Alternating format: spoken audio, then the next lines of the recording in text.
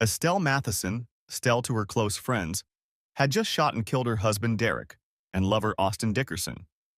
For a few agonizing moments, she pondered her choice. She could sit patiently after the 911 call and endure a trial that would surely result in a lengthy prison sentence. Or she could put a 9mm pistol in her mouth and join the two bodies on the floor. On the other hand, she could have taken the suitcases, the $100,000 in the safe, and her passport, loaded them into Derek's BMW and headed off to an unknown destination. She may or may not leave. If someone heard gunshots, she may only have a few minutes. If no one heard, however, she might have a couple days. Tipping back her glass, she finished the last drops of the strong whiskey and set the empty glass on the table. She had a decision to make. Of course, there was another option. Avoiding as best she could the thick pool of blood on the floor, she rummaged through Austin's pants pockets and found his car keys. She pulled out his wallet, taking his driver's license and the $250 in cash he kept with him. As she stood up, she saw a 9mm handgun on the table. She remembered the feeling of power it had given her. In her hand, it felt like the most real thing in the world. The expressions on Derek and Austin's faces gave her a sense of superiority, of triumph. Besides, if she left it behind, her fingerprints would make any legal future open and shut.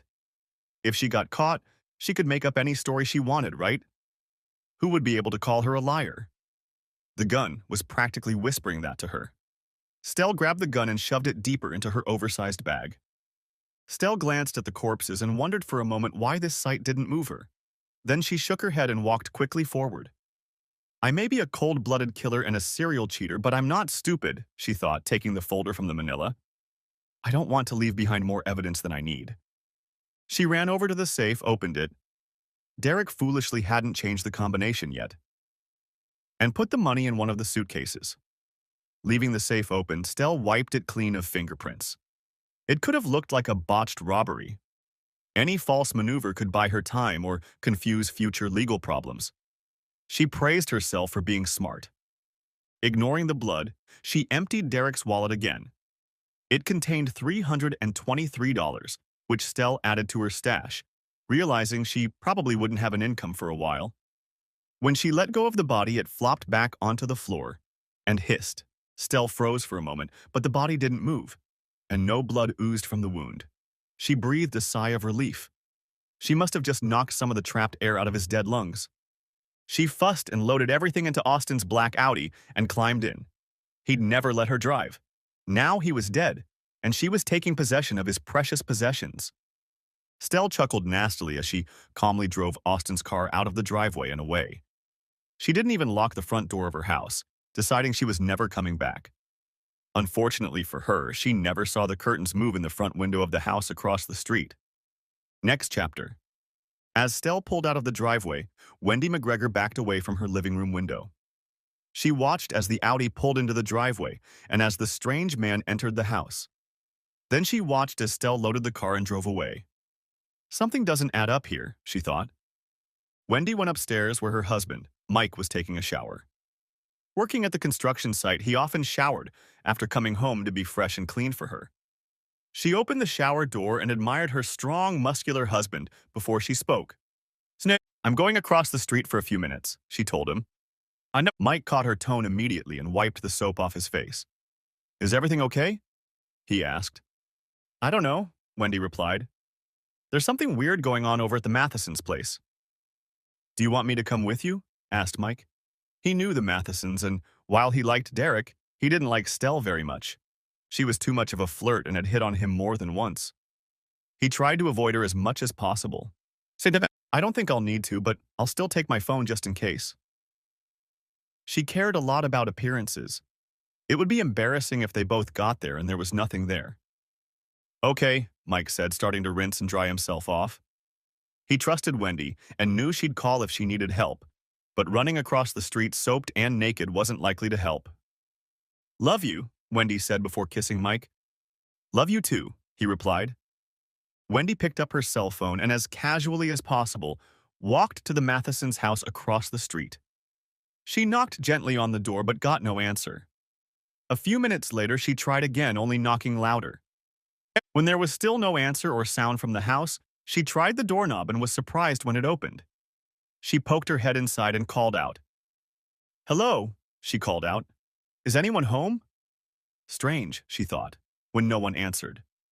She saw that Derek and the strange man had come in a little later. They must be in the basement or backyard, she thought, and stepped into the house. Halfway into the living room, she saw two bodies and thick puddles of dark liquid on the floor. "Oh my God!" She gasped as she saw the two bodies on the kitchen floor. To keep from throwing up, she moved away from the site and immediately dialed 911 and reported what she saw. 911, what's your emergency? This is Wendy McGregor. I am located at 275 North Cedar Drive. I'm here to visit my neighbors, Derek and Stell Matheson. The door was unlocked, and there were two bloody bodies lying on the kitchen floor. This is very important. Please don't touch anything, ma'am. Stay outside and wait for the officers to arrive. I've dispatched ambulances and police cars to your location. They should be there within half an hour, the operator said, taking in Wendy's information. Okay, Wendy stammered, still in shock after seeing the two men on the floor. After talking to the 911 operator, she called Mike to tell him what had happened. You have to do as they say. Get out of there right away. There's probably someone else in the house. I'll be right there, he told her. And she hurried out the front door, replacing fear with a sigh of relief. Mike was still hugging his distraught wife when the first ambulance arrived 25 minutes later, followed by a police cruiser and an unmarked sedan. 4 paramedics came to the door, accompanied by 2 police officers and 2 men in suits. The officers entered the house with the paramedics as one of them introduced himself to Mike and Wendy as Detective Jacob Branson. This is my partner, Detective Frank Smith, Jacob said. I'll go inside and take a quick look around the house, Frank said. Thank you. I'll take a statement, Jacob agreed and turned to Wendy and Mike. Can you tell me what happened? Asked Jacob to the shaking woman. He took notes as Wendy recalled everything she had seen in great detail, from the arrival of the car and the man to the departure of the car and Stell. She was remarkably brief. A few minutes later, one of the officers returned to the street and approached Jacob, whispering something in his ear. Jacob's eyes widened when the officer spoke. I'll be right back, he said to Mike and Wendy, then put on the boots the officer handed him, walked into the house and quickly surveyed the scene before walking over to Derek's body. The man is still alive, Detective, one of the paramedics said, but it won't be for long if we don't get him to the hospital as soon as possible. Okay, Jacob said as the officers continued their work. Give me his information and get him out of here. What about the other victim? He's gone, the paramedic said with a shake of his head. He handed Jacob a wallet and Jacob put on gloves before taking it. Opening the wallet, Jacob saw the man's driver's license and wrote down the information. He turned to one of the officers, who handed him an evidence bag. Putting the wallet in the bag and making the appropriate notes, he approached the second victim, avoiding the blood on the floor. What do you have? He asked the paramedics. 1 shot to the chest, right through the heart. He was dead when he hit the floor, the paramedic said. There's nothing we can do to help him. I've already called the medical examiner's office and forensics. They're on their way. They'll be here soon, Frank said. It looks like they were sent out at the same time, but they're a little behind. Good, Jacob said. What else? Based on the cards in his wallet, the victim is Austin Dickerson. His driver's license and keys are missing. The shooter probably took his car, Jacob replied. Anything else? An empty bottle of single malt scotch, Frank said. Looks pretty expensive. 2 cars in the garage. Open fireproof safe in the home office. Other than bodies and blood, no signs of a struggle. Did you find any weapons? Asked Jacob. No, Frank replied. Shit. The neighbor across the street said she saw a woman driving away in an Audi, said Jacob. Most likely it was Mrs. Matheson. You'd better get Dickerson's license plate numbers and put out a bolo on her. Consider her armed and dangerous. Got it, Frank said, and left the room to contact dispatch. By then, the forensics and crime scene investigators had arrived and had begun to examine the crime scene. Frank and Jacob went out on the porch as the medical examiner prepared to take Austin's body to the morgue. Mike and Wendy were still there, waiting for the detectives. What do you know about the Mathesons? Asked Jacob. Not much, replied Mike. Derek is an attorney, can't remember which firm, and his wife has a real estate office. I think it's on the east side, but I'm not sure. What about Austin Dickerson? Do you know anything about him? Asked Jacob. Mike and Wendy looked at each other and shook their heads. No, we've never heard of him, replied Wendy. If this is the man who came by earlier, this is the first time I've seen him today. Good, thank you both. You've been a great help to me. I realize it was pretty traumatic, Jacob said. If you need to talk to anyone, call the number on this card, he added, handing them the card. Would you gentlemen like a cup of coffee or something? Asked Wendy. She seemed anxious to be away from the scene, but she didn't want to miss anything. No thank you, ma'am, Jacob replied politely. But thank you for the kind offer. Of course, Wendy replied, and she and Mike hurried back across the street.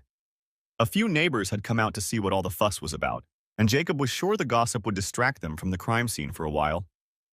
I memorized Dickerson's numbers and put out a bolo on Mrs. Matheson, Frank said when the McGregors were out of earshot. Good job, thanks. You think it was a botched robbery? Asked Frank. Jacob shook his head before answering. No, I don't. Personally, I think it was a love triangle gone wrong. At least that's what my intuition tells me. We need to find out as much as we can about these people. I want to know everything, where they work, what they do in their spare time, how much toilet paper they use, everything. Frank chuckled briefly before answering.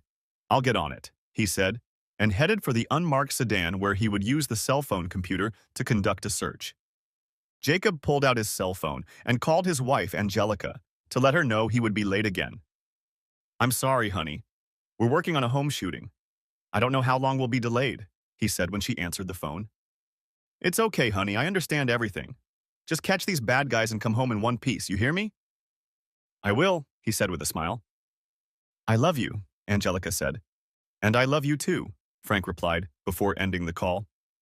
Returning the phone, he vowed that he would treat his wonderful wife to a well-deserved cruise in 2 years when he retired. And while Frank searched the internet and police records for clues, Jacob sighed and went back inside to supervise the crime scene. Next chapter. Meanwhile, Stell pulled onto the highway leading west, careful not to draw attention to herself by speeding or driving recklessly. She glanced nervously in the rearview mirror for any police officers. Stell wanted to get out of town as quickly as possible, but at the same time not draw attention to herself. Stell breathed a sigh of relief when she saw the sign indicating that she had left the city limits and continued driving. Half an hour later, the shock of the day's events had passed and she began to shake. Get a grip, Stell scolded herself aloud, trying to keep her emotions under control. After all, they both deserve it. She saw a sign pointing to a motel and diner and pulled over for the night. Pulling into the parking lot, Stell found a spot that wasn't visible from the freeway and parked the car. She entered the office and paid cash for the room. The elderly man running the motel didn't bother to check her ID or car registration. Walking out of the office, Stell breathed a sigh of relief. She carried her bags to her room and collapsed on her bed. After calming her emotions, she went to the diner and ate what they said was meatloaf, drenched in a brown sauce they called gravy. It was hearty, but it tasted like crap. Stell laughed at the old movie reference, washed down the meal with a glass of iced tea that didn't make her nauseous, paid the bill in cash, and went back to her room. Turning on the TV for background noise, Stell undressed and took a hot shower, hoping to calm down and get rid of the day's grime. She was drying herself off with a thin motel towel when she heard something on the TV that made her blood run cold in her veins. We interrupt the program to bring you the latest news, the reporter's voice said importantly. Police have put out a bolo for Estelle Matheson, who is a suspect in a double homicide that occurred today in Center City. According to authorities, Matheson allegedly shot one man and critically wounded her husband, who is currently undergoing surgery at Mercy General Hospital. Police are asking for the public's help in locating Mrs. Matheson. She was last seen driving a dark Audi sedan with license plates QWE 1731. Authorities believe she is heavily armed and is considered extremely dangerous. She is described as medium height, with blonde hair and green eyes, he said, as Stell's picture appeared on the screen. Police say, if you spot this individual, do not approach but call the number on the screen. That's all for today. We'll bring you news as it comes in, the reporter said, as he finished the announcement and went directly to the results of the city's cutest cat contest. By this time, Stell had entered the room, wrapping a towel around her trembling body. When the announcement was over, she collapsed on her bed and began to mull over her options. She was shocked to learn that her husband was still alive. How was that possible? Stell was sure he was dead. They must be trying to trick her or something. She was so sure of it. And what made them think she was extremely dangerous? You shoot two assholes and you get branded for life, Stell muttered irritably. She sank down on the bed, mulling over her options. After a while, she heard her cell phone ring. Glancing at the screen, she saw that it was Crystal, her secretary. Is it true? Asked Crystal worriedly as Stell answered the call. Did you really shoot your husband and another man? Was it your lover, Austin Dickerson? I can't talk about that right now, Crystal, Stell replied irritably. Look, I'm going to be out of town for a while. Yeah, for about 30 years, Crystal hissed. How could you do this to us? You know I need this job. I have kids and bills to pay. I know, Crystal, Stell said, realizing with dismay that this was affecting those she cared about. Damn those two men. It's going to be okay. Tell Janice she's in charge while I'm gone, okay? As office manager, Janice Rollins had access to all the accounts and handled payroll. If anyone asks, I'm on vacation. I'll talk to you later. Where are you? Asked Crystal urgently. Can't say, Stell replied defensively. You're in deep shit. You know that, don't you? They've got your picture all over the TV and probably on the internet. Crystal brushed it off. Yeah, probably, Stell admitted. Look, I've got to go. Take care of yourself and I'll see you as soon as I can. Bye, she said, and ended the conversation before Crystal could say anything else. Stell was exhausted but realized she couldn't stay in this motel and got ready to leave. She dressed in jeans and a casual blouse, gathered her things and left the room. As she dropped her keys in the night key box, she saw the motel manager talking on the phone. He stopped the conversation, looked up, and saw her put the keys down. Their eyes met for a moment and Stell saw his stony, judgmental expression. She also saw the small television screen behind him, which was still showing the evening news. In that short time, she realized that he would report her to the police. Stell broke eye contact and hurried to the Audi. Tossing her luggage into the back seat, she got behind the wheel, placing her purse on the passenger seat so she could easily reach the 9mm pistol. She drove out of the parking lot, splattering the flower bed with dirt and plants, and pulled onto the highway, heading west. Next chapter. How's he doing, Doc? Is he going to make it? Asked Jacob of the weary doctor who had just entered the operating room. The doctor sighed heavily. The bags under his bloodshot eyes were the result of a very hard shift. He handed Jacob a plastic bag containing a deformed piece of lead. He's alive for the moment, Detective, the doctor said. This bullet punctured Mr. Matheson's right lung. He wouldn't have survived if the bullet had hit half an inch to the left. We've repaired the damage, but time will tell. He's recovering now. The next 24 to 48 hours will be crucial. Thanks, Doc, Jacob said. The doctor left and Jacob stared at the bloody piece of lead in the bag. He knew from experience that it was a 9mm caliber bullet, but it would still have to be examined by forensics. Mr. Matheson was damn lucky to be alive. A few minutes later, Frank showed up. Jacob realized he had something to report. What is it? He asked. We got a call from a motel on Highway 30. Matheson got a room and left shortly afterward. She was seen heading west. We also got a message from Crystal Jackson. She works for Matheson as a receptionist. He nodded. Go ahead. Jackson confirmed that Matheson and Dickerson were lovers. She spoke to Matheson this evening. Did she say where Matheson was going? Asked Jacob. No, but she gave us Matheson's cell phone number, said Frank. Good. If nothing else, we can track her location.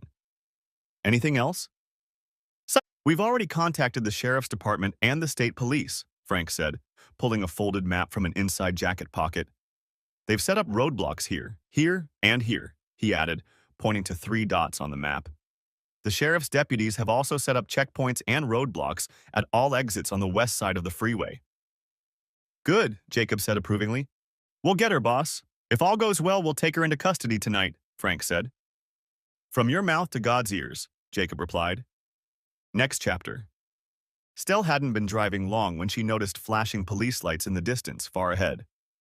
The traffic on the freeway began to slow down, becoming more and more congested. Maybe there's been an accident, she thought, turning on the radio. Finding a local news station, Stell heard another report that sent shivers running down her spine. State police have set up roadblocks and checkpoints on the west side of Highway 30 to take the suspected shooter into custody, the reporter reported. As a result, traffic on the I-30 freeway will be congested for several miles. Shit, Stell exclaimed, hitting the steering wheel. Damn, damn, damn. Frustrated and angry, she stared ahead through the blinding river of taillights. Less than half a mile away, she saw the exit to State Highway 17. She knew the neighborhood quite well, as she had sold several houses here. State Highway 17 went north and south. She could drive north for a couple of miles, then turn west off Euclid Road and pass the checkpoints on the freeway. That'll show them, she thought haughtily. Ignoring the roaring klaxons, Stell pulled out of the fast lane and shifted into the right lane just in time to make the exit ramp. By this time, traffic was almost at a standstill because of the checkpoint. Several people were obviously thinking the same thing, as traffic was congested on the winding two-lane exit. After turning around, she realized why. Two police cars stood at the very bottom of the exit, forcing everyone to line up. Shit, screamed Stell. She pulled a large handgun out of her purse and put it on the seat, since she was afraid to hold it while driving, and rolled down the window to get a better view of the street. Looking around, she decided she could make it to the highway if she drove through the grassy area between the exit ramp and the road. Screw it, she said, turned off the exit, and headed down the grassy slope. Crossing the paved path, she nearly hit a car, but kept going, answering the horn of another car with an outstretched middle finger. Without slowing down, she sped through the stream of cars and turned north on Highway 17. Ha! She shouted in triumph. But her victory was short-lived as sheriff's deputies began chasing her down the four-lane highway, flashing their headlights and howling their sirens. With adrenaline pumping, Stell pressed the gas pedal and sped through the traffic, skipping two traffic lights. The intersection with Euclid Road loomed ahead, and she braced herself for the turn. The Audi's tires squealed as she turned left. A man crossing the street as she turned angrily slammed her on the hood and yelled, "Watch where you're going, you crazy bitch!" "Screw you, asshole," Stell shouted, firing her gun wildly out the open window, not caring who she might hit. In the rearview mirror, she saw the man fall and laughed. Another asshole killed. Millions left, she grinned as she pressed down on the gas pedal. The police cars continued to chase her, but one of them stopped to help the man Stell had shot. She heard more sirens and saw the glow of flashing headlights all around her, but she continued on down the road, swerving in the flow of traffic. Then she saw two police cars blocking the street ahead. Stell was frantic, determined to ram the cars and take as many people with her as she could. But after looking around, she decided she could get around them if she got on the wide sidewalk next to the street. Seeing an open space, she quickly turned off the road and sped out onto the sidewalk, pressing down even harder on the gas pedal. Suddenly, a large pickup truck appeared in front of her, pulling out of the parking garage. Unable to avoid the truck, Stell hit the brake pedal as hard as she could, but it was too late. She didn't even have time to jerk the steering wheel left or right. There was nowhere to go. The Audi slammed into the pickup truck and both vehicles ended up on the lawn. The airbags deployed, hitting Stell in the face but not knocking her unconscious. She managed to open the door and grab her gun, which fell to the floor of the car. Her vision was blurred by the many flashing lights surrounding her, and she raised her hand, hoping to block out some of the light. "Gun!" someone shouted. "Drop your weapons!" Stunned, Stell didn't notice that she was covering her eyes with the hand in which she held the gun. She heard several loud explosions and felt a deep, searing pain all over her body before falling to the ground. "Goodbye, cruel world. May you all die," Stell groaned before losing consciousness. Next chapter. Upon waking up, Stell found herself in a hospital bed with one wrist handcuffed to the sidebar. Everything hurt, and she groaned as she settled herself on the bed. A middle-aged man in a dark suit stood over her. "Who are you? Dead?" asked Jacob coldly, raising an eyebrow. "No, not yet." "Not yet?" moaned Stell.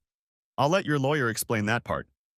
As for your injuries, the officers on the scene hit you with rock salt, beans, and rat shot. Technically not fatal, but it still hurt like hell. Consider yourself lucky. They sedated you to bandage you up.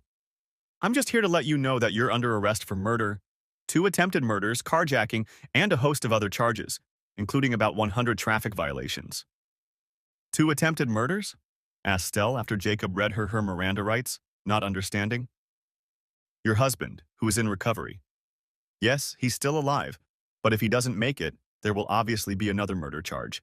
And Ryan Simpson, he's the man you shot at on Route 17 and Euclid Road. You didn't kill him, fortunately, but you wounded him badly. Anyway, I just wanted to let you know. There are 2 police officers outside the door who will escort you to the jail and check you in when you're released from the hospital. For now, I need to finish some paperwork and head home to my lovely wife. Have a good day, Jacob added sarcastically, and left. Stell closed her eyes after Jacob left and thought about all the decisions she'd made lately. All she wanted was a little more fun. All in all, Stell thought, she had wasted more than 5 years on the cuckolded Derek. She'd thought she'd always been careful, but apparently that hadn't been the case. And now she was facing serious jail time. Stell thought all of this could have been avoided if Derek had just talked to her. But instead, he'd fussed over those damn divorce papers. Yes, she thought, it was all Derek's fault. If he hadn't filed those papers, Austin would still be alive and she wouldn't be facing jail time. Damn him. A few hours later, the door opened and a doctor, accompanied by 2 policewomen, entered the room. The doctor reviewed her chart, made a few notes, and replaced the chart. We are working on your release now, Mrs. Matheson, the doctor said. A nurse will be here shortly with your discharge papers, and you can leave with these 2 officers. Have a good day. Both officers smirked as the doctor left the room. Soon turned into an hour and a half. When a nurse and 2 police officers entered the room, Stell urgently needed to relieve herself. One of the officers unlocked the handcuffs and watched Stell go to the bathroom. Why don't you take a picture? Stell asked Riley. Asked Stell Riley. Asked Stell Riley. It'll take longer that way.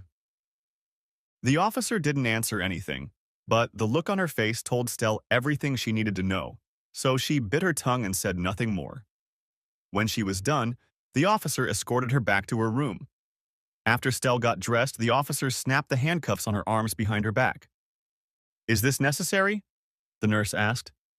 We have to wheel her in a wheelchair. She's going to be very uncomfortable. Okay, one of the officers smirked.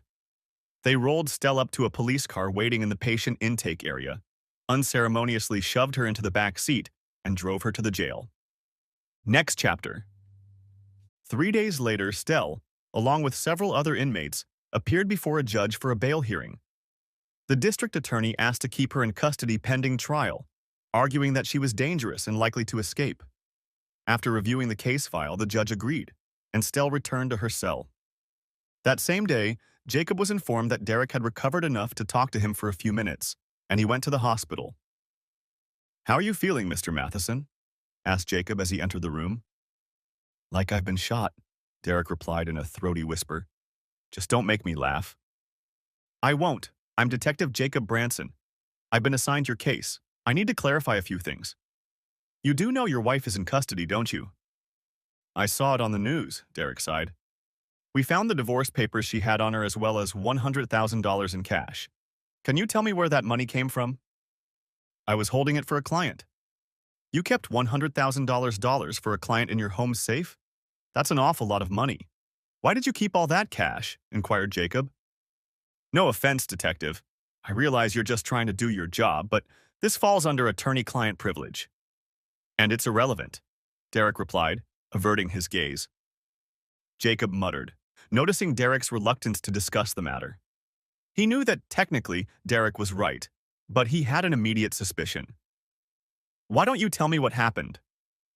I had Stell file divorce papers for adultery.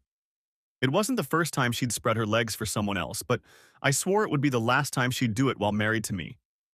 I had all the rights to her, the pictures, everything. Her lover worked for the man I play golf with on Saturdays, Jeff Parsons. He's the one who put me on the trail. Austin Dickerson? Asked Jacob. Yeah, anyway, Austin got fired. It was either that or legal repercussions. I've taken steps to protect myself and punish Stell. It's all legal and not against the law. I told Stell she had to leave and then left the house so she could pack her things. After a while, she called me, said she wanted to talk. I thought she wanted to try to make amends, so I agreed and went home. The next moment, Dickerson showed up. It turned out that Stell had invited him over to her place. We exchanged brief phrases and then Stell pulled out my gun and shot Dickerson right in the chest. He didn't stand a chance. I hated what he did, but he didn't deserve it. Anyway, I got up and tried to leave, but Stell shot me. I woke up here, that's all I know. Are you ready to testify in open court? Asked Jacob. Hell yeah, Derek answered quickly. And I should have a videotape of the incident to corroborate my testimony. I installed a surveillance system months ago. Yes, we found that system, Jacob admitted. And the video we found on it fully corroborates your testimony. Good? Is Jack Morrison handling the case? Asked Derek, turning to the district attorney. He'd known Jack since college, and they were good friends.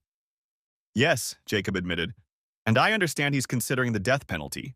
Are you okay with that? Are you kidding me? That bitch almost killed me. She managed to kill her lover. I hope he manages to nail her for real. And I'll do everything in my power to help put the needle in her, Derek growled painfully, managing to lift his head and glare angrily at the detective. Jacob sighed, returning the notepad to his inside pocket. I'll let him know, he replied, nodding. In the meantime, you get some rest. Thank you, detective, Derek said weakly, dropping his head back down onto the pillow. Of course, Jacob said quietly, walking out of the room. Once in the hallway, he breathed a sigh of relief. The hatred for Derek was coming out of him in waves. Next chapter. Stell was escorted into a small interrogation room where a young man sat at a desk with an open briefcase and a folder in front of him. He looked up but said nothing as the guard fastened Stell's handcuffs to the metal bar in the center of the desk. I take it you're my court-appointed attorney? Asked Stell as the guard left the room. Yes, Donovan West, Public Defender's Office, at your service. And you are Estelle Matheson? In the flesh, Stell replied wryly. Donovan noticed her tone and raised one eyebrow. He'd had to deal with intractable clients before, but this woman and her demeanor trumped them all. Either she didn't realize the seriousness of the charges against her, or she simply didn't care. He had dealt with both types before and knew he had to take control of the situation immediately. Do you understand the nature of the charges against you? He asked blandly. Stell shrugged before answering. Yes. I killed one man, shot two others, and a lot of other bad things. What are they going to do to me? Eh? Well, if the DA wants to, they'll kill you, Donovan said. Kill you, he added, leaning forward for emphasis. And that district attorney's a hell of a man. If you want to have even half a chance of staying alive, you need to drop the bad girl image and listen carefully. Unless, of course, you have a death wish. Stell recoiled from Donovan's words as the implications of his words struck her. It was the first time she realized that her life was at stake. Taking a few deep breaths, Stell pulled herself together and looked at Donovan. You're right. What should I do? She asked, clearly shaken. First of all, you need to listen carefully to what I tell you, and follow my instructions exactly. Do you understand? My life is in your hands, literally, so I guess I don't have much choice, do I? Stell waved it away irritably. You always have a choice, Mrs. Matheson. Let's get to the point, Donovan said before delving into it. They spent the next 2 hours discussing the events that led to Stell's act and their strategy. Short memories of how upset and angry she had been surfaced in Stell's mind. Donovan took notes. Said, what about the divorce? Asked Stell when they were done. What am I supposed to do about that? I'm not a family law attorney, and our office doesn't handle divorces. However, given your situation, I think it would be best for you to sign the papers and get it over with as soon as possible. You may be right, but I don't have the papers with me, Stell complained. I think the detective who is on the case has them. I'll talk to him. I know a family law attorney who owes me a couple of favors. I'll get in touch with her. I'll be in touch with her soon. Try to stay out of trouble for now, okay? Okay, Stell admitted, somewhat contrite. Thanks. Next chapter. Stell spent the next 3 months chilling in jail while the wheels of justice moved as slowly as possible. Thankfully, she was spared what the dirtiest prison stories darkly hinted at. Her cellmate kept her distance, as did the rest of the inmates and even the guards. There was talk that she was crazy, and she was shunned. True to his word, Donovan talked to Janice Hawkins, a friend who practiced family law. Janice spent 15 minutes with Stell, obtaining a copy of the documents Derek had filed with the court. After reviewing the evidence and the criminal case against Stell, She advised the soon-to-be former Mrs. Matheson to sign the papers and file for divorce as soon as possible. Your husband has effectively set the record straight. Given the evidence and facts he has presented in your criminal case, no judge in this state will side with you. You're better off accepting his terms. Sign the papers, and in 90 days it will be finalized. Oh, by the way, once everything is finalized, you need to give back your maiden name, Janice said. Can I keep my birthday? Asked Stell sarcastically. I think that can be arranged, replied Janice just as sarcastically. She hated pro bono work, even as short as this case turned out to be. Stell signed the papers where Janice indicated and handed them back. Janice looked them over and put them in her briefcase. Good luck with your case, Janice said simply, and left the room. Yeah, Stell sighed, looking after the departing attorney. She had just signed off on everything. Her business, her marriage, even her name. Now she needed to focus on staying alive. Damn Derek, damn him to hell. Another respite for Stell was 2 visits from mental health professionals who were tasked with determining her mental state. This was after Stell's second visit to court, where she pleaded not guilty, citing temporary insanity, which shocked almost everyone.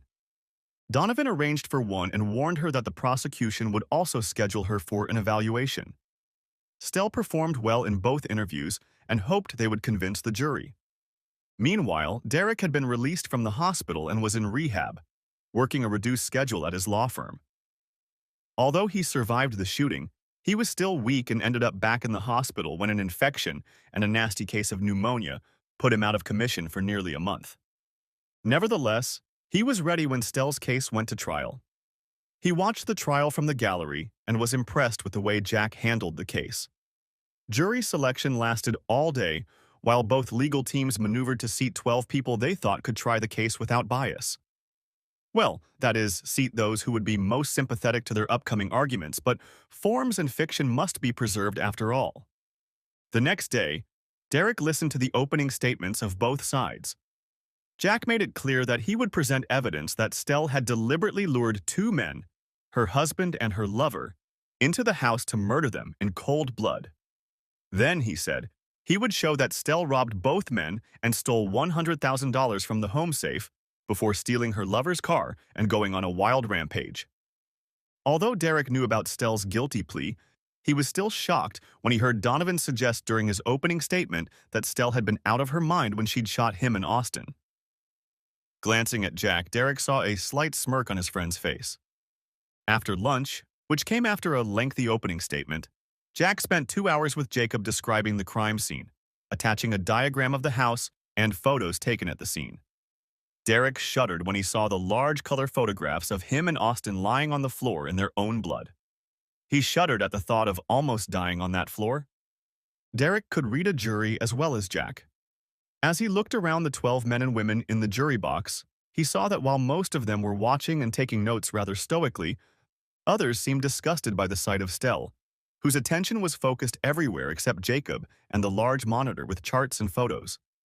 Donovan decided not to cross-examine Jacob, so Jack called in the state police commander who was leading the joint hunt for Stell.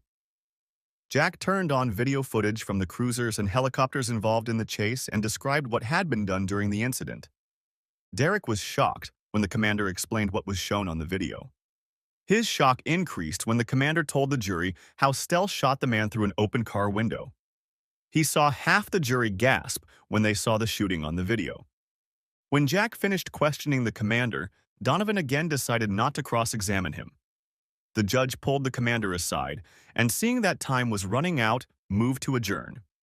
Both sides agreed, and the judge dismissed the jury, telling them not to say anything to anyone about what they had seen or heard. Derek waited until Stell was let out of the courtroom with her attorney and approached Jack. Good job. I think you scored some points, Derek said to his old friend. Thanks, Derek, Jack replied. By the way, how are you doing? No worse than you'd expect, I guess. Still can't play golf these days. Let me know when you are. You owe me, you know, Jack joked. I hope you have the strength to testify. I plan to call you to testify tomorrow, unless, of course, you don't mind testifying against your ex-wife. No problem, Derek said. I'm looking forward to it. This is the first time I've seen this video. It shook me to the core. Jack's demeanor changed slightly before he spoke again. Just so you know, Derek, I'm going full force in this case. The death penalty? Asked Derek indifferently. Yes, I know how you feel about it, but I thought you should know. Well, I've had a chance to rethink it lately, Derek said regretfully, rubbing the right side of his chest. Thanks for your candor. Did you see any footage from your surveillance system from that day? Asked Jack. No, I haven't, Derek replied. Good, and don't. It's very important to the case, and I need you to remember everything you can about that day, untainted. Believe me, it's seared into my memory. I'll never forget that day. You bet, Jack snorted. Besides, Teresa Callahan, my second in this case, will be taking your deposition. It's no secret that she and I are friends, and I don't want to give the defense any reason to ask for a recusal. Smart move, Derek replied. I'd better get going. I've got a lot of work to do before I can get home. Take care of yourself, Derek. I'll see you in the morning. Both men shook hands and left the courtroom. Next chapter. The next day, Jack persisted, first proving that Derek's 9mm semi-automatic pistol was the same gun that Stell had used to shoot all three men who had committed the crime alone. He then questioned a medical examiner who described Austin's injuries. According to his testimony, a 9mm hollow-point bullet fired at point-blank range pierced Austin's sternum and destroyed his heart, killing him instantly. The next witness called to testify was Ryan Simpson. Ryan slowly made his way to the entrance of the courtroom using a walker, the result of his encounter with Stell. After the bailiff swore him in, he helped Ryan into a chair in the witness box. Mr. Simpson, Jack said after briefly questioning him about his rehabilitation, can you tell the court what happened? Yes, Ryan replied. I was walking down Euclid Road when a car came off the highway. Pretty damn close to me. It was so close I could have hit the hood. I said something to the driver, and the next thing I knew, she was swearing at me. Then she shot me. I see. Is the person you saw in that car in the courtroom? Asked Jack. Yes, that's her over there, said Ryan, pointing to Stell. Notice the witness is pointing at the defendant, said Jack so the jury and court reporter could hear. Your witness, he said to Donovan, half expecting him not to ask any questions since he hadn't had to cross-examine him yet. Donovan exhaled noisily and rose abruptly from his chair. He walked over to Ryan and regarded him for a few moments before he spoke. So, you claim that my client nearly hit you at the intersection, swore at you, and then shot you. Is that true? Yes, it is, Ryan replied. From what I understand from the report, it was pretty dark and the person who hit you was traveling at a high rate of speed. Are you absolutely sure my client is the person who shot you? Asked Donovan. Absolutely, Ryan hissed. She was right there, closer to me than you are right now, and I'll never forget those crazy eyes as long as I live. Donovan pondered Ryan's statement for a moment before replying. Crazy, he said, looking at the jury for blank stares. Thank you, Mr. Simpson. That will be all. Ryan was removed, and Jack called Derek to the witness stand. Derek made his way to the witness stand where he was sworn in and took his seat. He looked at Stell, who refused to meet his gaze. Teresa gathered her notes and approached Derek. After a brief introduction and questioning about his recovery, Teresa began her questioning by asking Derek to recall the events of the night he was shot. When I came in, the defendant was at home. She was upset about the divorce petition I handed her earlier that day. I let her know that I had had enough of her infidelity and told her that she should pack her things and leave. I went to a bar and had a couple of drinks to give her time to pack up and leave. After a while, she called me. She said she wanted to talk before she left. I agreed and went back home. I realized she had been drinking, but decided to give her some time to make her argument. About 10 minutes later, Austin Dickerson arrived. Stell shouted for him to come in. He seemed as embarrassed to see me as I was to see him. He sat down at the table with us. A few words were said, mostly to Stell. Then she pulled my 9mm pistol from her lap and shot Austin Dickerson in the chest. I reacted instantly and got up from my chair. I didn't get far enough away before she shot me. My next memory was waking up in the hospital, he said. The defense argues that the defendant was not in her right mind when she shot, Teresa said. Do you agree with that assertion? Donovan quickly objected before Derek could answer. It's speculation, Your Honor, he said. The witness is an attorney, not a mental health professional. Sustained, the judge said. Your Honor, as the defendant's spouse, Mr. Matheson probably knows her better than anyone else. If anyone can adequately describe her state of mind at the time of the shooting, it is he, Teresa replied. The judge considered her arguments, then nodded. Very well, counselor. Restate your question, please. Thank you, Teresa said, and turned to Derek again. Mr. Matheson, as the spouse of the defendant, can you describe to the court your best assessment of her state of mind at the time of the shooting? When I returned, she seemed soft, gentle. After Dickerson arrived, she changed.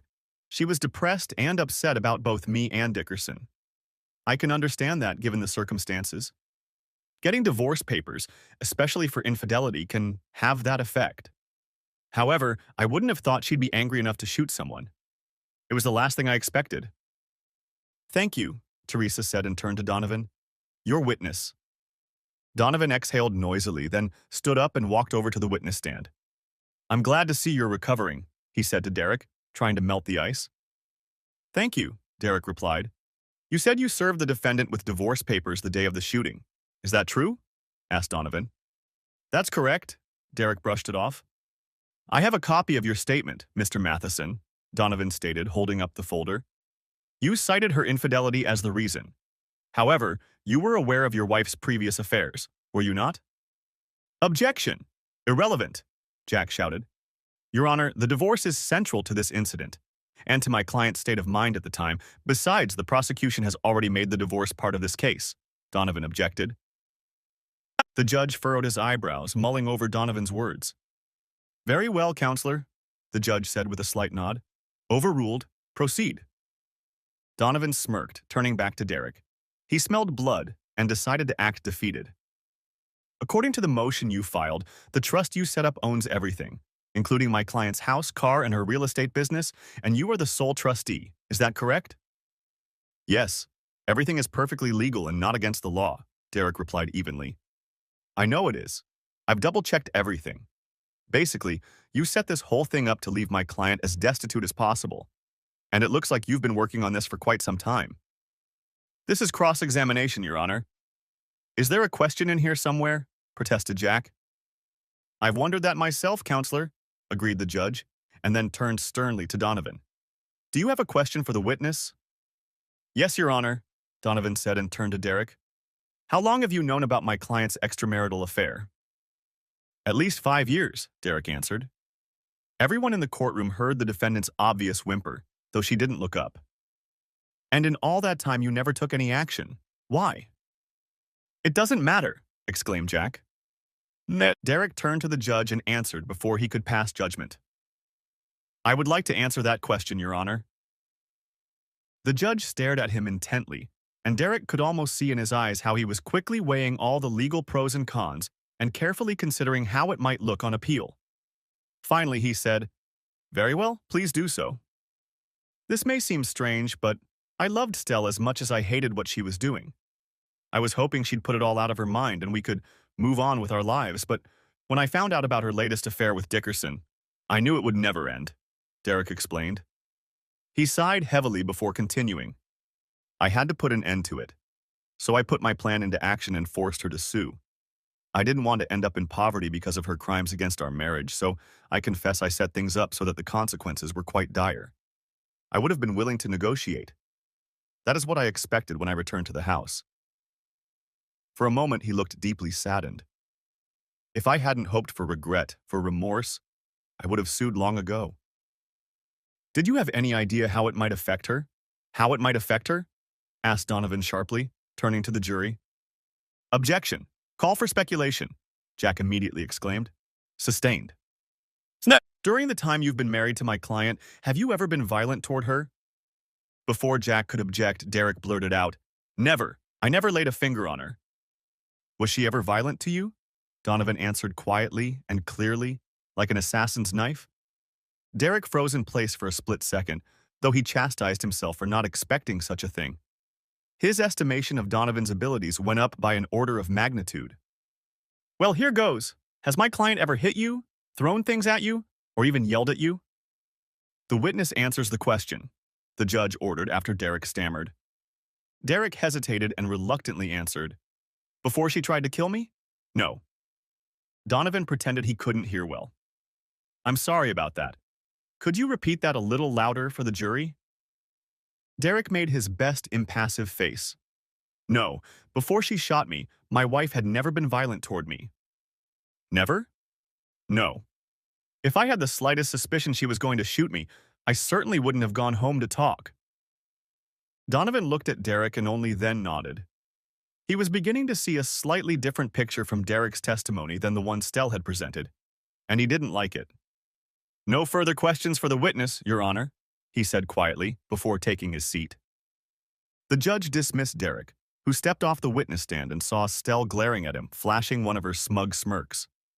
That bitch wasn't just playing her part for the jury, she knew what she was doing.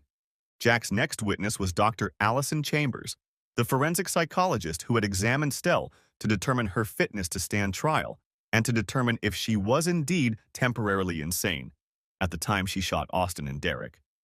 Dr. Chambers, you had the opportunity to examine the defendant to determine if she was unable to distinguish right from wrong at the time of her actions. Is that correct? Asked Jack. Correct, Allison replied. Can you tell us what metric you used to make that determination? Asked Jack. Sure, I used the Rogers Criminal Responsibility Rating Scale. I see. Can you explain to the jury what that assessment includes? Asked Jack. Allison briefly, but somewhat confusingly, explained the nature of the assessment, and Jack did his best to make sure the jury understood it as best he could. He noticed that the eyes of some of the jurors began to glaze over as Allison gave her verbose explanation. Thank you for your explanation, Doctor, Jack said when Allison paused. What conclusions did you draw from your examination of the defendant? He asked, hoping to get the jury's attention again. Although the defendant was clearly upset about the terms of the divorce, my analysis showed that at the time of the incident, not only was she capable of determining what was right and wrong, but she believed her actions were justified. So she knew what she was doing at that moment. Is that your professional assessment, Doctor? Asked Jack, seeing the jury perk up at her earlier statement. Not only did she know what she was doing, but I believe she planned it, Allison replied sincerely. Planned it? Are you sure about that, Doctor? Asked Jack, feeling relieved that the jury had refocused. Yes, I'd even say she felt as if she deserved her extramarital affairs. Objection, exclaimed Donovan. That's mere speculation on the part of the witness. The test results are irrefutable, Allison replied, before the judge could intervene. They can only be interpreted in one way. The judge, slightly angered, banged his gavel. Overruled. This is an expert witness assessing the defendant's state of mind. You may challenge him on cross-examination. Thank you, Your Honor. Jack looked again at the doctor who sat in the witness box, cold as a cucumber. So, Doctor, if the defendant had taken the murder weapon from a safe and legal storage place, hidden it with her, and retrieved it at some point in the argument, would that constitute premeditation in your opinion? Donovan frowned, trying to formulate a possible objection but couldn't. Premeditation didn't rule out temporary insanity, but it didn't help him either. Yes, based on several examples, if the defendant didn't have a deadly intent, such as simply wanting to scare or threaten someone, the bullets would have been removed. The defendant did not do that. Therefore, we can conclude that the original intent was lethal. Thank you, Doctor, Jack said. Your witness, he said to Donovan. Doctor, the test on the basis of which you are assessing my client's degree of criminal responsibility was conducted 3 weeks after the crime was committed. Is that correct? She thought for a moment as if going over a calendar in her mind, then nodded. Yes, just about 3 weeks later. If the test assesses a person's level of criminal responsibility at the time they take it, how do you extrapolate the results to their state of mind at the time of the crime? The test is supposed to measure a person's fundamental character, and it's assumed to be consistent. So, theoretically, if that assumption is not true on a case-by-case basis, is it possible that a person who has been subjected to severe stress, or at least much more stress than they are used to dealing with, has become hot or coldly irrational? Then the test might give a different assessment. At the time the crime was committed, then say 3 weeks later, Jack looked uncomfortable and his face flickered, as if he were trying to formulate an objection that wouldn't make his own expert witness look weak. The silence dragged on.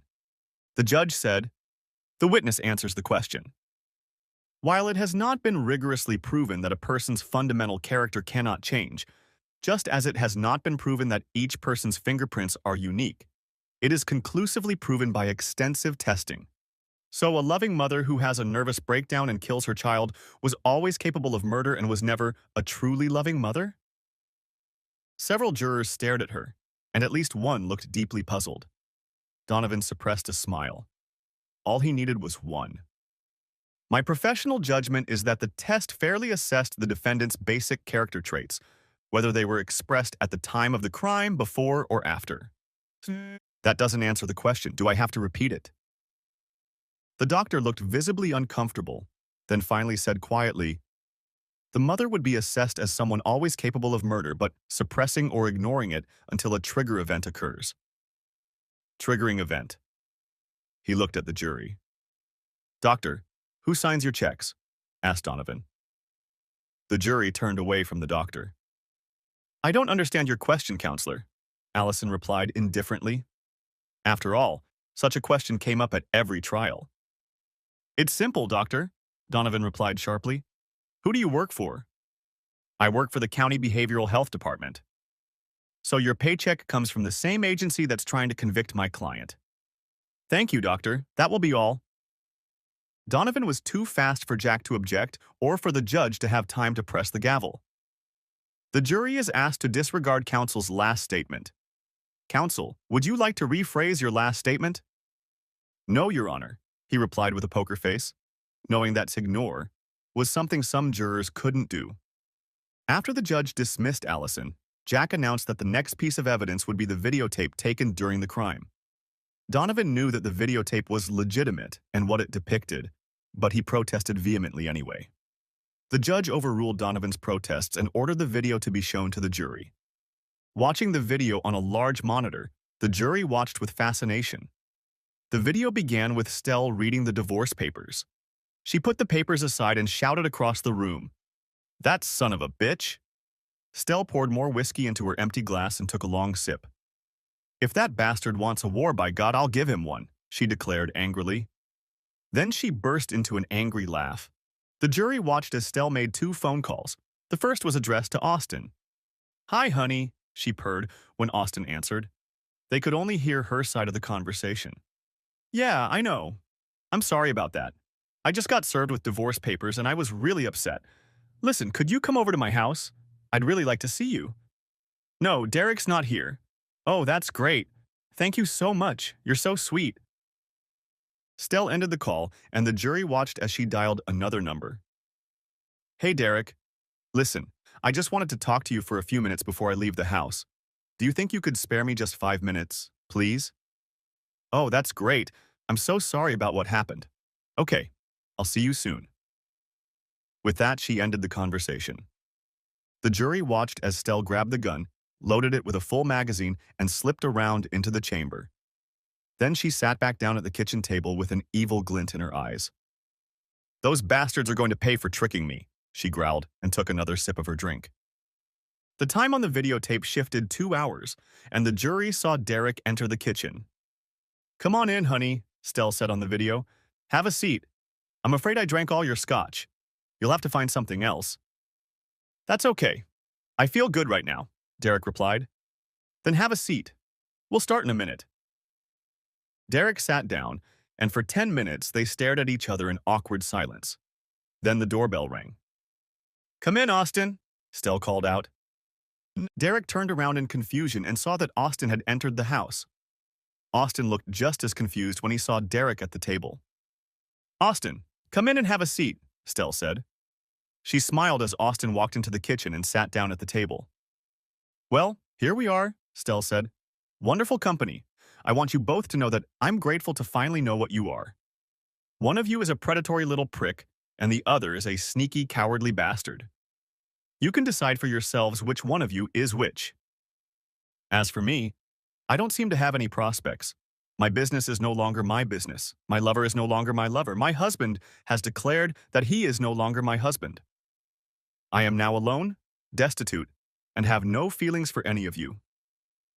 Derek, I can't believe you spent so much time and energy setting all this up. Why didn't you just talk to me when you found out about Jackson?" We could have worked things out. It didn't have to come to this. Estelle, it wasn't and won't be a comeback, Derek replied. You know my position on fidelity. When you let Jackson entertain you in his office, that was the end of it. We broke up. I just had to protect myself. Stell didn't react in any way to Derek's words and turned her anger on Austin. You, Austin, I thought we had something. We did, Austin replied. We had great sex that cost me more than it should have. Stell smiled and removed the gun from her lap. She wasted no time. Pointing the gun at Austin, she fired once, hitting him in the center of the chest. The jury gasped as Austin fell backwards onto the floor. They watched Derek get up from his chair and saw Stell shoot again. After Derek fell to the floor, Stell calmly drained the last glass of whiskey and set it back on the table. That was the end of the video, and Jack addressed the jury. Shortly thereafter, the defendant stole $100,000 from her husband's safe, stole her lover's car and her husband's gun, and then left them both for dead. Shortly thereafter, she shot and killed Ryan Simpson simply because he was nearby. As you can see from this video, the defendant was clearly in control of her faculties and deliberately set her husband and lover on fire. Jack paused spectacularly and watched the jury's reaction to the video. Stell didn't look up, but she could feel their gaze on her and she suddenly felt sick to her stomach. The prosecution rests its case, Your Honor, Jack finally said. The judge recessed for the rest of the day and reminded the jury not to discuss the case with anyone. Next chapter. But I don't want to die, Stell howled, when Donovan informed her that Jack was seeking the death penalty. And I'm sure your husband, Mr. Simpson, and Mr. Dickerson didn't want to die either, Donovan reminded her. Whose side are you on? Asked Stell angrily, her face reddening. Of course I'm on your side. Otherwise I would have dropped your case long ago. I'm doing my best to keep you out of the death chamber, but you're not having an easy time of it.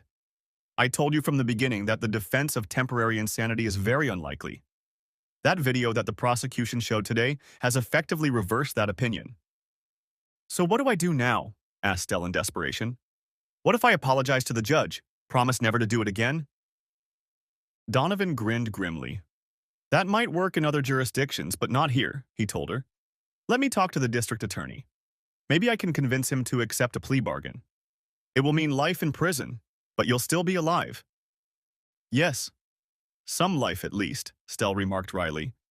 Couldn't you subpoena me and give me a chance to tell the jury how utterly trapped and desperate I felt? Maybe I could ask them how they would feel if their whole life was gone. Ask them if they'd start thinking clearly?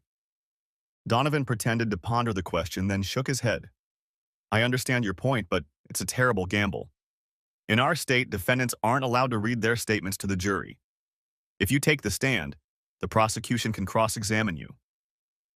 At that point, any question, hesitation, or loss of composure will more than wipe out any sympathy you might have elicited. I tried to get at least one aggrieved wife on the jury, but luck smiled on me and the prosecution turned them all away. The same thing happened to me. I challenged anyone who looked even remotely like an unfaithful husband. I've never seen such a bland and impartial jury. Stell stared at the blank wall as if she saw the shadow of the guillotine or the gallows, and her face turned gray and frightened. Then I really am in deep shit, aren't I? Donovan couldn't find the words, so he just nodded. Next chapter. A little late for a plea bargain, Donovan, Jack said as Donovan presented his arguments. What if my client agrees to plead guilty to all the other charges and accepts summary judgment? She'll save the taxpayers a lot of money, Jack replied. But she has to pay for what she did to her husband and Mr. Dickerson. I can't let that go unchallenged.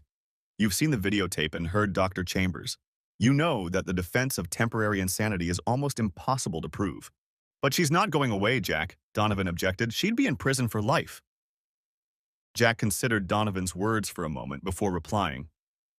I like you, Donovan, and I've always respected you. You're a good lawyer who drew a shitty case. I certainly don't envy you that job. But you know I can't let it go.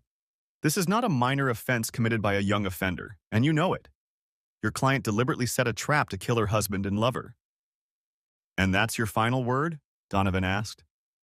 That's my last word, Donovan. I'm sorry, Jack replied.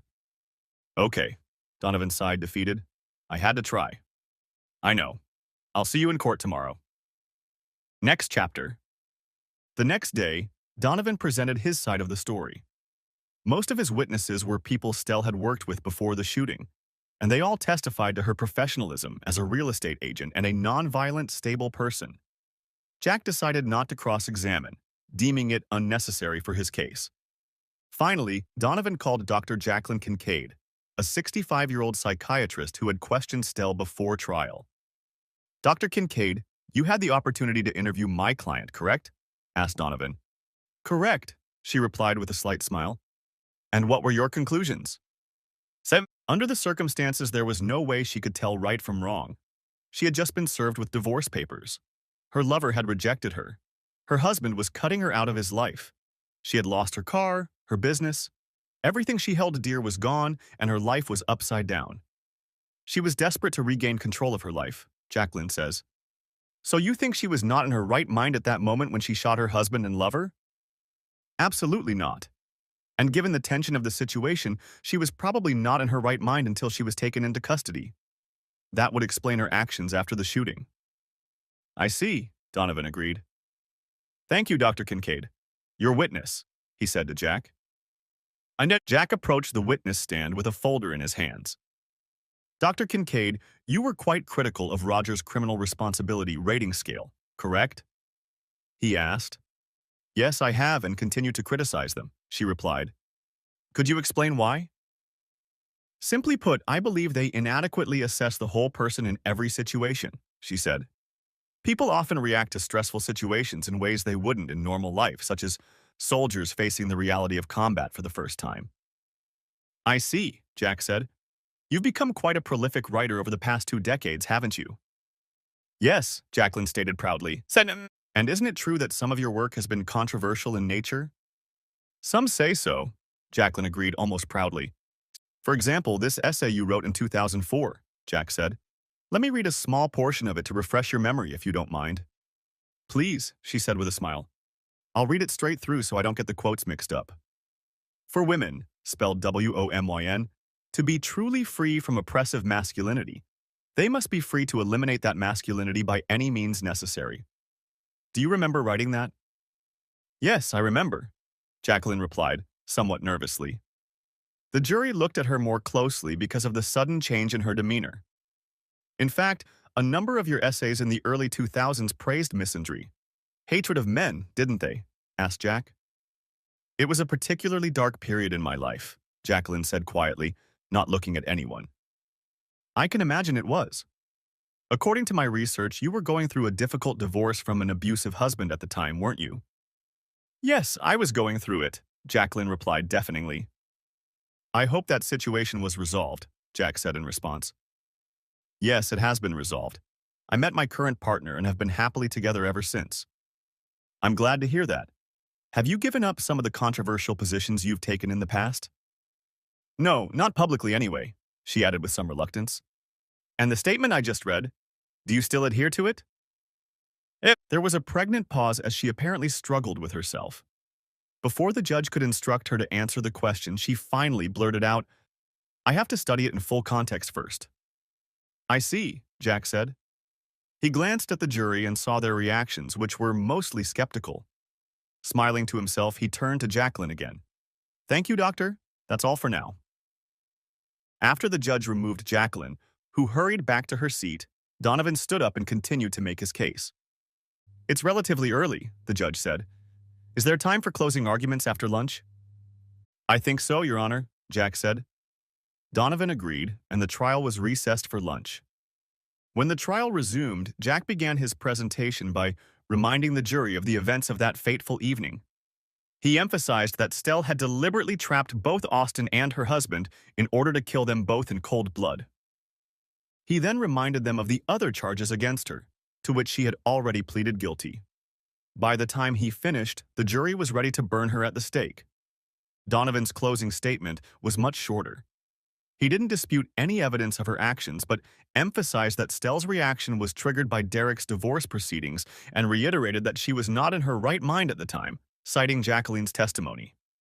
He ended with a plea for mercy for his client, who had literally lost everything in one day. The judge instructed the jury and sent them into a room where they were to deliberate and determine Stell's fate. It took them almost 2 days to sort through the evidence and testimony. Not only were they to determine her guilt, but they were to rule on Jack's motion, recognizing the special circumstances that paved the way for a possible death sentence. 12 men and women with scowling faces came out of the deliberation room and took seats in the jury box. The foreman handed a piece of paper to the bailiff, who passed it to the judge. The latter opened the paper and read it, frowning his eyebrows. He slowly closed the paper and handed it back. "Has the jury reached a verdict?" he asked. "Yes," the foreman of the jury announced. "Will the defendant please rise?" the judge asked. Stell and Donovan stood up as the judge addressed the jury again. "And what have you decided?" "We have found the defendant, Estelle Matheson, guilty on all charges, Your Honor." "And what have you decided on the motion for special circumstances?" the judge asked. "We have concluded that special circumstances exist, Your Honor," replied the foreman. "And that verdict and conclusion was unanimous?" "Yes, Your Honor." Stell shuddered and slowly shook her head as reality came crashing down on her. Donovan asked for a vote to affirm the verdict. The decision was unanimous and the judge allowed it. One by one, all the jurors stood up and announced their verdict. Defeated, Donovan sat back in her seat. "Thank you for your service, ladies and gentlemen. Estelle Matheson, you have been found guilty of all charges against you. You will be remanded into custody until your sentencing hearing, which will take place 3 weeks from today. Court is adjourned," he stated as he lowered the gavel. 2 female correctional officers led a badly shaken Stell out of the courtroom. Donovan followed them. After they left, Derek walked over to Jack and held out his hand, which Jack accepted.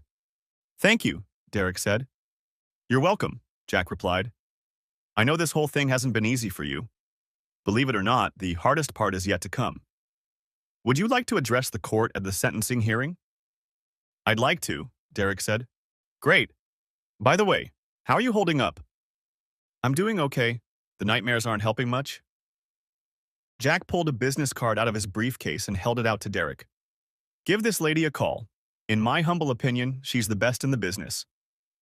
"Thanks, I will," Derek said, and put the business card in his pocket without reading it. "My pleasure," Jack replied. He sighed, looked at the door where Stella had been led away, and shook his head. "All this for what? Talk about bad decisions." Yeah, Derek sighed. They said their goodbyes, and Derek headed home, where he celebrated Stell's conviction with a bottle of his favorite scotch. 3 weeks later, Derek was back in the courtroom for the sentencing phase of Stell's trial. Austin's parents and younger sister were also present. When Stell was led into the courtroom, Derek almost didn't recognize her. She looked older and shabbier. Upon entering the room, the judge announced the start of the session. Jack argued in favor of the death penalty, reminding the judge that the evidence clearly showed that Stell had acted with premeditated intent and malice. Donovan objected, telling the court that executing Stell would solve nothing and would not bring Austin Dickerson back to life. The judge then gave Austin's family members the floor. His elderly parents and younger sister stated that while they did not approve of Austin's actions, Stell had deprived them of their son and brother. For that, in their opinion, she should pay for it with her life. Then it was Derek's turn. Stell couldn't meet his gaze as he stood before the judge. "Your Honor, I admit that I am a flawed human being, and my reaction to my ex-wife's infidelity may seem rather extreme to some. But I loved her enough to disregard her previous behaviors. And in case anyone is wondering, I never cheated on her, raised my hand to her, or treated her badly. However, she killed her lover in front of me, tried to kill me, and almost succeeded. I still have breathing problems. I've had pneumonia twice, and I have nightmares almost every night. I tried to move on with my life, but I never could. Thanks to what she did, I have serious trust issues in addition to my physical ailments. While she's alive, she could escape. She could be paroled, amnestied, have her sentence commuted, or released on orders due to prison overcrowding. God only knows what. So I will have to be on guard every minute for the rest of my life. Her crime will haunt me no matter how long I have left to live. I've never been a big fan of the death penalty, Your Honor, until now. I personally do not believe that a life sentence is enough, and I respectfully request that you sentence her to death. Thank you for listening to all of us." "Thank you all for your sincere statements," the judge said. I know this has not been easy for each of you. I will review your statements and the reports from the district attorney's office before I render my decision. Court is adjourned for 30 minutes. He banged his gavel and left the bench, heading for his chambers. Gathering his thoughts, Derek stepped out into the hallway and looked out the window overlooking the parking lot. "Did you call that counselor I told you about?" asked Jack, standing next to his old friend. "No, I didn't have time, and I was trying to work up the courage to do it," Derek admitted. Jack sighed heavily, mulling over Derek's answer. "You have to make that call, Derek. If you don't, it's going to gnaw at you for the rest of your life." "Yeah, you're probably right," Derek said. "Of course I'm right," Jack joked. "That's why I get the big bucks. We better get back to the house. The judge doesn't like to be kept waiting." They made it back to the courtroom a few minutes before the judge returned and brought the court to order. He placed his papers on the bench in front of him and turned to Stell. "Is there anything you want to say before sentencing?" the judge asked Stell. Stell looked nervously at Donovan, then nodded quickly. "Yes, Your Honor." "Please," she said in a subdued tone. "Very well. Proceed." Stell stood up and cleared her throat before she spoke. "First of all, I would like to apologize to everyone. I know I've hurt a lot of people, and I'm truly sorry. I've had a lot of time to think things through and realize that I've been selfish. I know I deserve to go to jail for what I did, but I'm asking the court for mercy. I promise to make amends, Your Honor." The judge nodded sadly as she fell silent. "Is that all?" "Yes, Your Honor," Stell replied. "I believe you when you say you are sorry.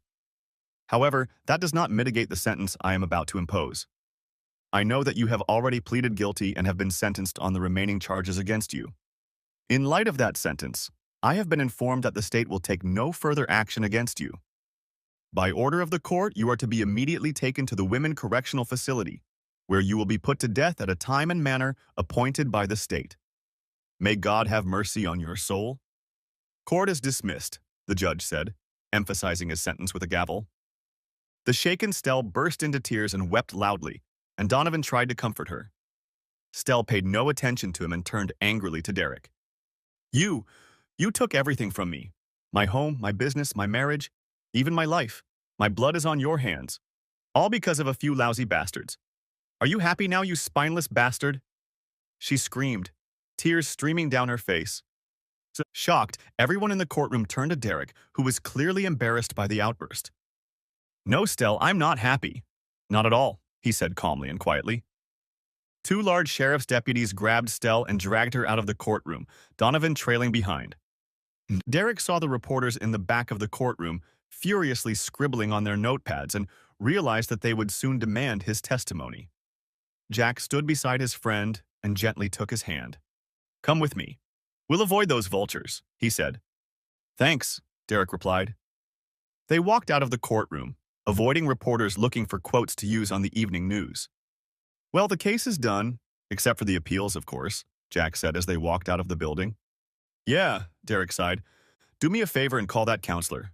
"Today," Jack told Derek firmly. "I will," Derek promised. Next chapter. Back at home, Derek changed into his suit and poured a glass of whiskey. Sitting at the kitchen table, he glanced at the chair Austin had been sitting in when Stell had shot him. Although the blood had been cleaned up, he could still see it on the floor in his mind's eye and remembered the searing pain he had felt when the bullet had hit him. Suddenly, he began to shake uncontrollably.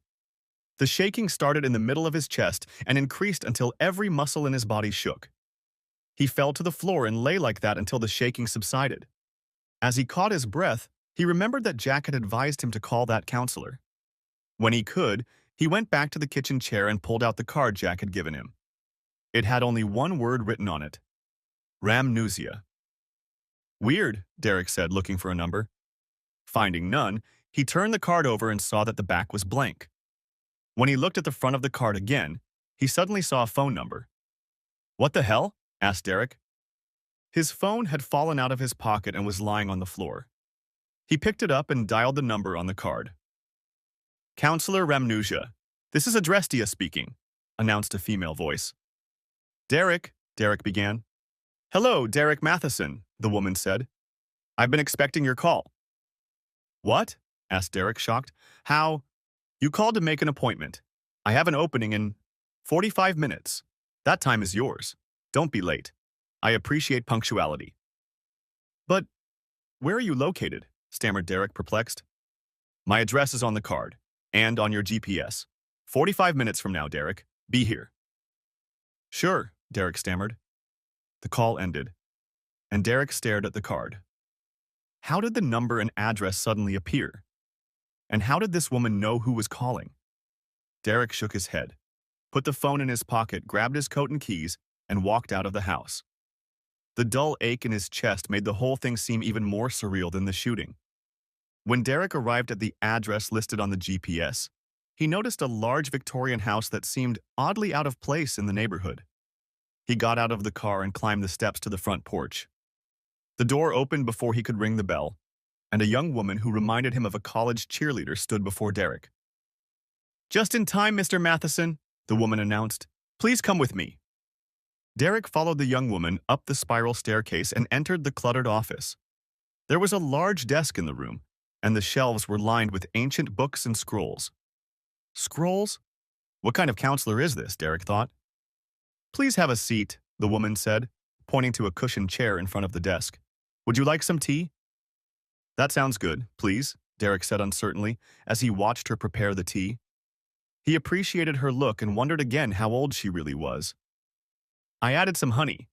I understand you like that kind of tea, she said, holding out a cup of hot tea to him. Yes, thank you. How do you know that? The situation was so surreal that he felt like pinching himself. I know a lot about you, Derek. May I call you Derek? Of course, so what should I call you? Most of my clients just call me Dr. A, since my name can be hard for some to pronounce, she said. He was surprised but tried not to show it. Doctor, you're a doctor? She smiled coquettishly. Yes.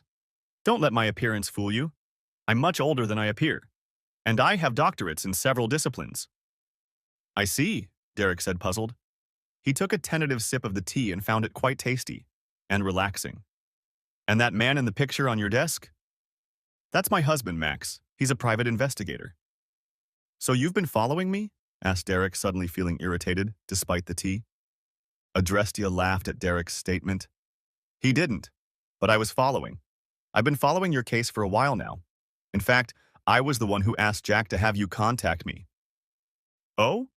Why? Derek was starting to get nervous. What did this woman know?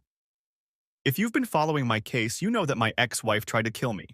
She killed her lover right in front of me. Yes, I know. And she's on death row right now. But you're not exactly blameless in all this, are you? What are you implying? Asked Derek, frowning. Everything I've done is legal and not against the law. I'm not implying anything. Yes, your actions were legal. What I question is your motive and timing. After all, you had known of your wife's infidelity for years, had you not? Yes, I knew about it for some time, Derek replied cautiously. And kept sleeping with her, taking her out to dinner, giving her birthday and anniversary cards, even some pretty nice Christmas presents, didn't you?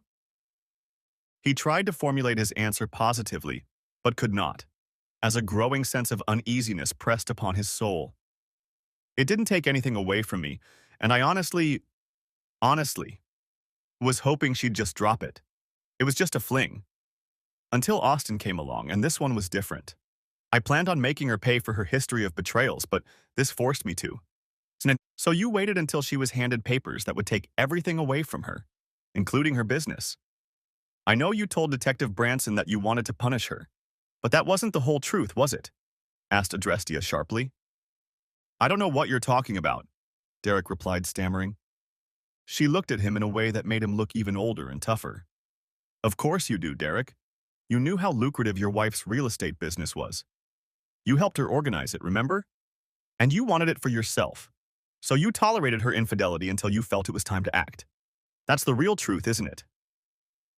Derek felt something stirring in his chest, as if he had no choice but to tell this woman the whole truth. How did she know all this? Come on, Derek.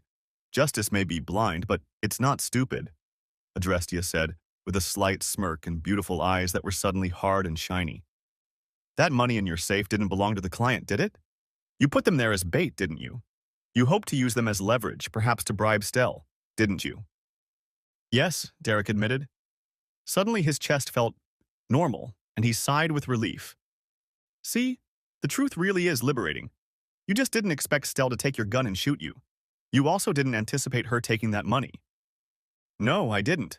I didn't think she was capable of that, Derek said. So what are you going to do now? You mean, am I going to go to the authorities? I'm sure a defense attorney would have a field day here. But no. For starters, you haven't done anything illegal. Immoral, perhaps, but not illegal. I also doubt my methods will satisfy their rules of evidence. And I agree that Stell should pay for Austin's murder. So what do you want me to do? Asked Derek. Dissolve the contract, give up everything you've earned from the real estate business, then sell it. Perhaps you could sell it to the employees at a discount. I'm sure they would appreciate the gesture. Then donate all the money to her appeal. What, you want me to help her get free? I can't do that. I didn't say that, did I, Derek? She's going to appeal her sentence. It costs a lot of money and could take a long time. Trust me, she's going to suffer in prison for a very long time. And it will make you feel a lot better. What if I say no? Asked Derek. Do you really want me to show you? Asked Adrestia quietly. The light in the room dimmed slightly, but not the light, just the light. And she took a step toward him. To his eyes, she bore no resemblance to a cheerleader. Seeing the look on his face, she nodded. Very good. Adrestia stood in front of Derek and placed her hands on his head. Suddenly, Derek found himself on the sidewalk in the middle of the city. It was deep night, and he saw a man wrapped in a tattered blanket slouching in front of the entrance to a closed store. What is it? Asked Derek, seeing Adrestia standing beside him. Your future, or one possible version of your future. Do you see this person? Yes, Derek answered. Who is he? Take a closer look, Adrestia said. Don't worry, he can't see you. Derek approached the man and stepped back as he raised his head. His face was cracked and dirty, and his beard was scraggly, but Derek recognized the man immediately. It was him. While Derek watched him, the man pulled an unfinished cigarette from his pocket, brought it to his mouth, and lit it. After taking a couple puffs, he began to choke. Dropping the cigarette on the sidewalk, the man rolled onto his side and coughed. He then began shaking uncontrollably, dark green mucus coming out of his mouth and nose. After a few minutes, the man stopped coughing and shaking. Derek moved closer and heard the man gasp and then hear nothing. His eyes glazed over, and Derek realized the man had just died. What happened? Why are you showing me this? Exclaimed Derek, thoroughly frightened. His consternation only intensified when she turned to him with empty eyes, similar to those of the one called the hang judge. He was once a powerful lawyer, but his greed and avarice took over.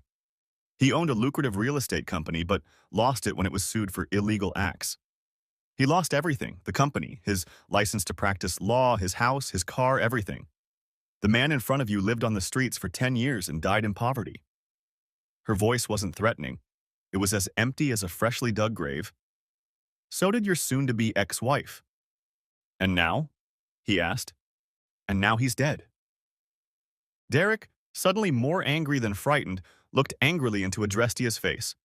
Who are you? Really? He demanded. Suddenly, Derek was in Adrestia's office and looked into her face. Do you really want to know, Derek? Asked Adrestia with soft menace, her eyes blazing. Yes, Derek replied. I need to know. As you wish, Adrestia said, and placed her hands on his head again. Derek gasped loudly as he looked at the scene that opened up before him.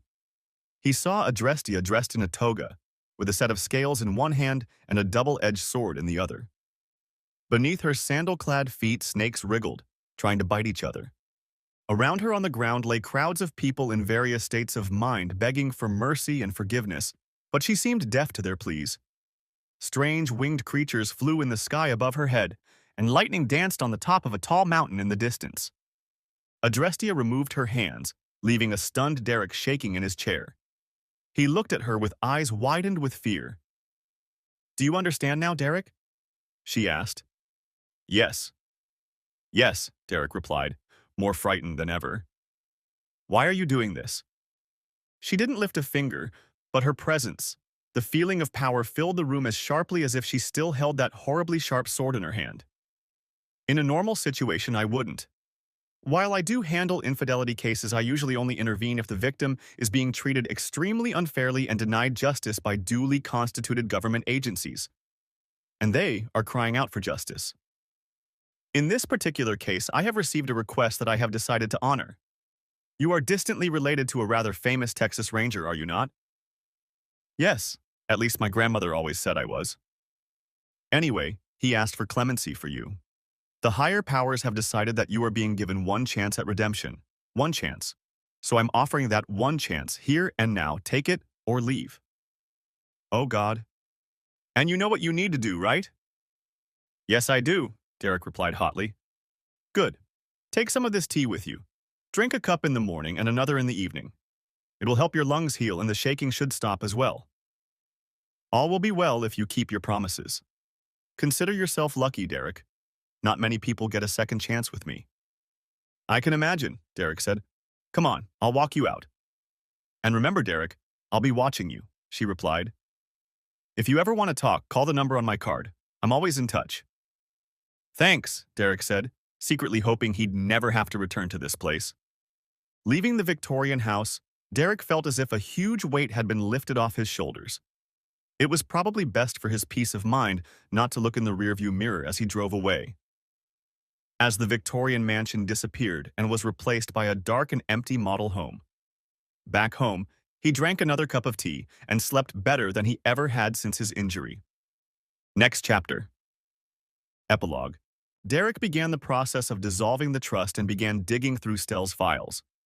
He wished he had looked through them before transferring her company into the trust.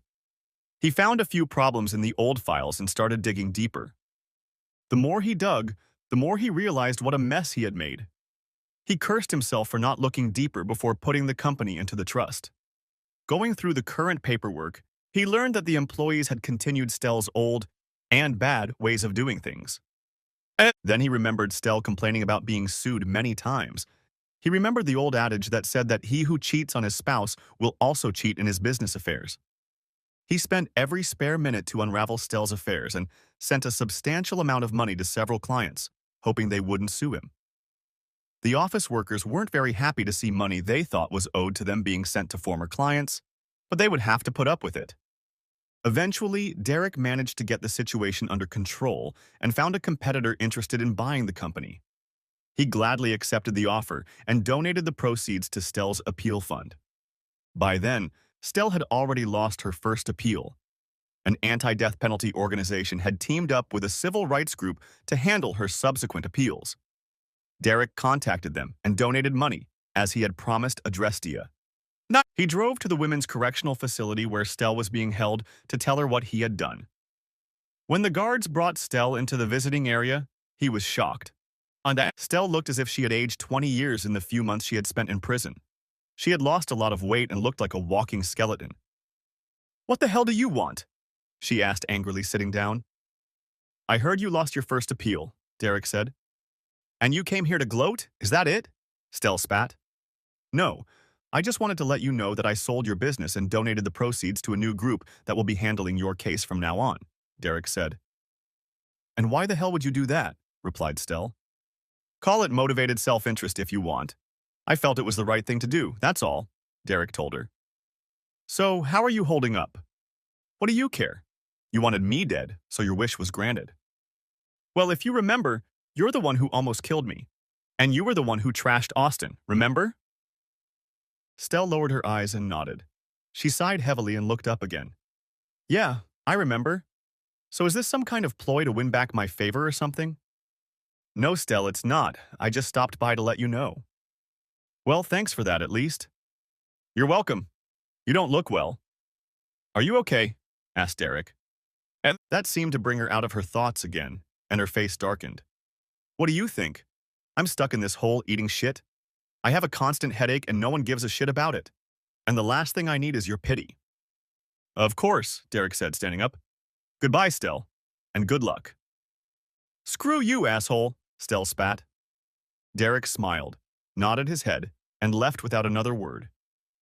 He could have said something sarcastic, but decided Stell wasn't worth the effort. Derek fulfilled his promise to Adrestia and felt calmer than he had in months. He left the prison feeling truly content for the first time in a year.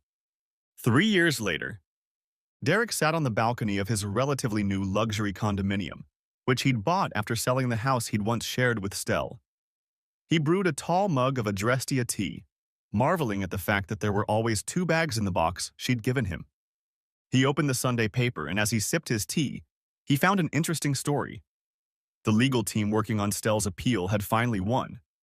Her death sentence had been commuted to life in prison without the possibility of parole. However, when guards came for Stell and moved her to a shared cell, she was found dead on her bunk. Apparently, the report said, she died in her sleep. An autopsy conducted by the prison medical examiner revealed that she died of a brain aneurysm. Apparently, she hadn't been kidding about the headaches. Derek closed the newspaper and looked out at the lake, remembering the good times they had spent together. She had made a lot of bad decisions in her life, in her marriage and in her business, and she had paid dearly for it. Justice may be blind, but she's not stupid, he heard Adrestia's mental whisper. And she always wins. Let's drink to justice, Derek said, lifting his mug of tea. The end.